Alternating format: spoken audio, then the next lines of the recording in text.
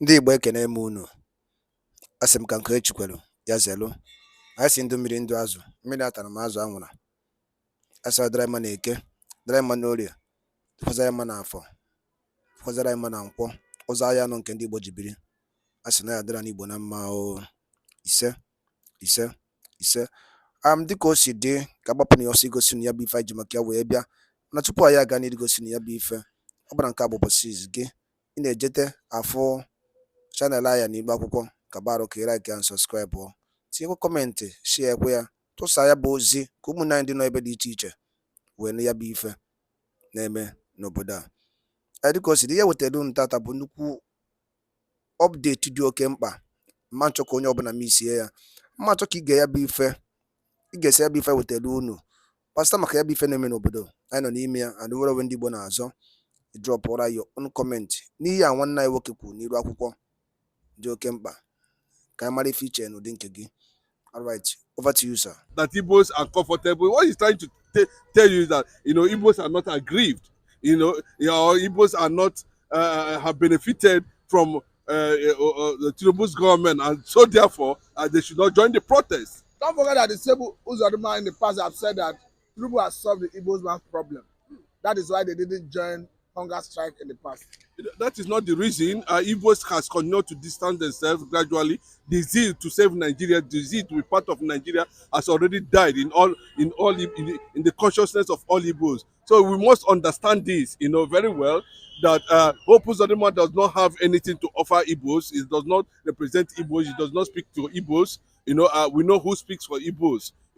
So, but for him to come out to say that Igbos should not join any form of protest, that after all, the Igbos are not aggrieved.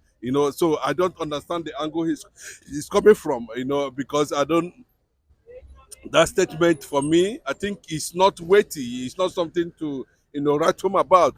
Or on the second note, on the second thought, maybe he's trying to still let the Nigerian system know that Igbos are still being not comfortable with the way things is happening in Nigeria, or the way Igbos are not being incorporated in the things of Nigeria, that Igbos are actually marginalized, and Igbos has been distanced around the corridors of resources and power at the end of the day. If that's what Hope Uzodinma meant by that statement, I think I want to see it from that angle, because the media reports things from different perspectives. But from the analysis I had, from what I read about what Hope Uzodinma, the governor of Imo State, said, for me, I wasn't too comfortable from the angle he was coming from. But as somebody who look at it from the broader view, I need to see how different opinions are going to coming into that, and be able to take a position based on what Hope Uzodinma actually said. For me, I don't have any thing to celebrate on Tinubu's administration. Tinubu's administration, we have Southwest has produced 11 ministers, the other regions 11 ministers. Why is it that we're having 5 ministers or thereabout in the eastern part of the country? It shows you to an extent now, that this administration is also maltreating Igbos. Look at the level of damage, where Igbo properties were being destroyed under the guise that they were building railroad and all that. A lot of things is actually wrong, and there is more reason why Igbo should be part of this protest if Nigeria actually, acknowledge that Igbo is part of this entity. But apart from that, what Hope Uzodinma is trying to tell the whole world, that Igbos are not part of Nigeria and they should not be part of any form of protest. And that takes me to the angle, where we are trying to share something about some other people who are looking at that protest, generally, the views of Nigerians generally, and what they intend to achieve. Already, the APC-led government has started looking at it that oppositions might be behind it, and that is why P2B came into the picture. The Labour Party presidential candidate, P2B, in the last election. Of course, it is been believed that he came third. Okay. Okay, now, Mr. Chinedu Michael, let me bring in this angle, because was it yesterday or so the national chairman of APC, I'm talking about the former governor of Kano State, Abdullahi Ganduje, said that APC is going to demarginalize the Igbos. And he said they should draw a line between participation in APC, I mean the politics of APC, and marginalization. But generally speaking, it looks as if APC want to give the Igbos their right place in Nigeria. If you look at what they called nice, the Nigerian trying to be nice to Igbos, that's the picture they are trying to paint. They are trying to be nice, and if you look at what it means to be nice in that context we are talking about, their niceness to Igbos is corruption, is inconveniences, no matter how you look at it. So they pretend at this point to be what they are. They pretend to be nice, but in the real sense of it, they are not nice. If somebody of that nature can come out to let the whole world know that actually, in truth, there was a gang-related, there's a gang up, against a continuous marginal, deliberately, not because of it, deliberately done. The marginalization the Igbos are experiencing on deliberately, politically and otherwise, is deliberately done. So that's what they are trying to tell you, that they're going to force Igbos to belong to where they don't want to belong, in terms of political party. That is for me a very big slap on the entire Biafrans, and I feel that at this point that prominent Igbo leaders should come out and react to that statement coming from a man who has no history about himself, a man who is seen as being corrupt. I'm talking about the APC national chairman. He has no antecedent. He has no record. He has no integrity, to make that kind of statement. So I think people should begin to understand very well that what the former governor of Kano State is saying, it means that all this while it was a deliberate act by the Nigerian system to marginalize Igbos. What stops people from look at let me give you an insight, on the just concluded presidential election. What stops the North and the West, from supporting a Labour Party? Must it be an APC party? It must not be. So it's hard to tell you that now that Igbos want to be cowed, want to be pushed, they want to use divisive and deceitful means, to push them to where they don't want to belong. And let me tell you, like the organizer said to the then headless president, as at that time, talking about Muhammad Buhari, they told him pop and plain, they will not vote for you, irrespective of how you look at it, because it has no democratic track record. This is a man who disrupted the first democratic process in Nigeria through coup, and nothing was done. Nobody labeled it an Igbo coup. Nobody said anything about it, because Igbo man was not involved. So if you Gaduje, I expected by now, some powerful Igbo thinkers, the Imo bees of other Hanezes, should come out, and begin to, make relevant statement concerning that kind of abuse, word used by Gaduje, to even declare, make it public that actually they know what they are doing, that Igbos are being marginalized. So it was a deliberate act.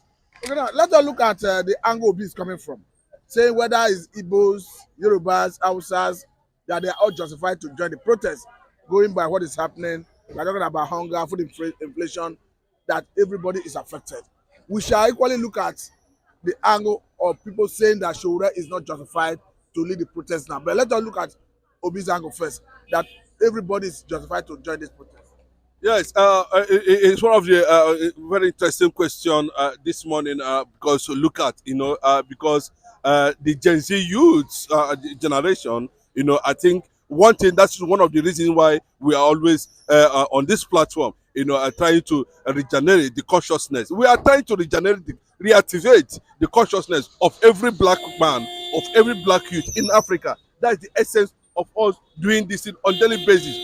We are not going to be depending on government or propaganda medium like the normal dailies they have there that does not report anything about how transformation or how people can be able to take their destinies, lost destinies. Like what somebody said, so Nigerians are born with silver spoon, but the spoon is no longer there for them, to enjoy at the end of the day. So the fact is that no matter how you look at it, the Igbos are having deep reservations, and then you know that without Igbos stepping into anything that has to do with protest, I doubt the success of that protest. That is one. Two, what happened in 2023 makes Igbos to feel now they shouldn't be part of anything that has to do with protest. So, but Obi coming from the nationalistic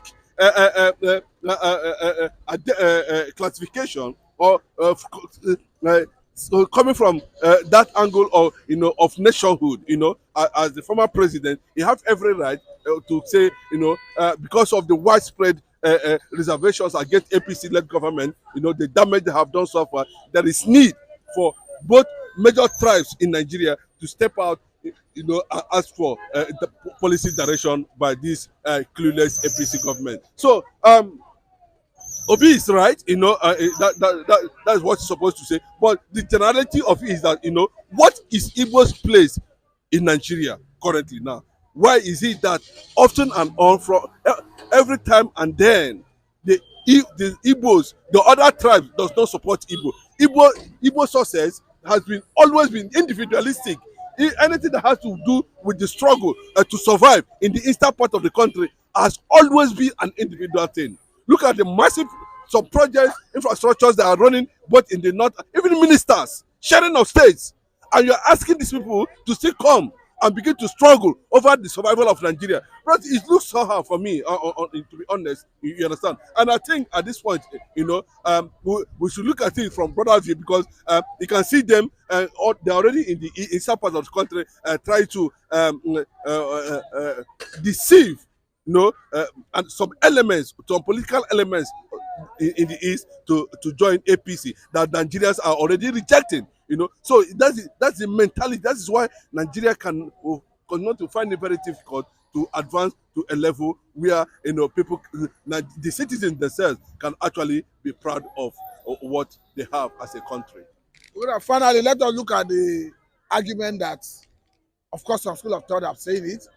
They're already fronting the narrative that Showore is not justified to lead protests at this point. Let me tell you, yes. I mean, for me, I have deep reservations for Omoloye Sowore, having known his antecedents before. I'm judging him based on who he is, before he came to the level where he is now.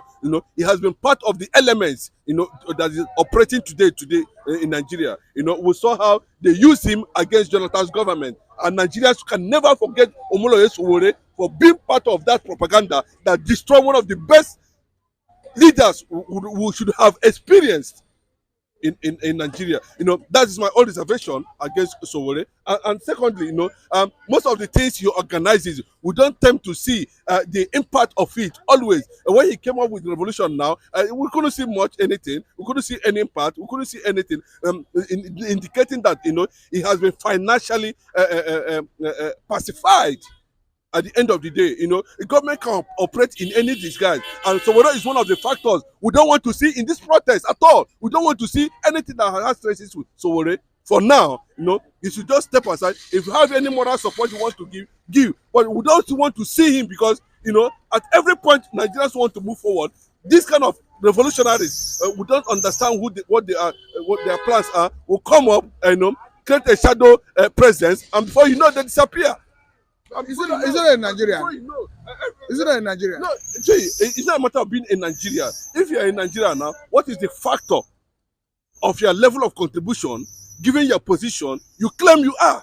But once you say revolution now, I think there's a name that comes to mind. Bros, I said, what is the impact of it? It's just that people are saying Niger Delta militants. What is the impact of the agitation? They dropped it because of financial participation. Government now use funds, to weaken them, or use contracts to weaken them, through the back door. It can happen. Government can actually disguise an entity, an individual, to be part of a system, and you think just to mess it up. At the end of the day, government can infiltrate this protest. You don't know, it can happen. So those things are what we are looking at. giving Sowore's, unsuccessful plan of his own style of getting government, to do one thing or the other.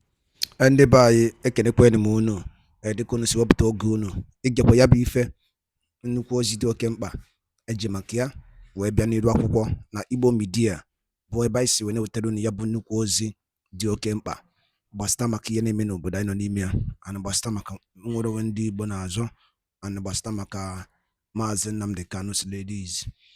Dịka ị nụrụ ihe nwanne anyị nwoke kwuru n'iru akwụkwọ, ka efi were ikwu n'udo nke gị asị gị kwuo ka efi were ikwu maka na otu aka o ji debe njọ ọ ya adịkwanụ mma.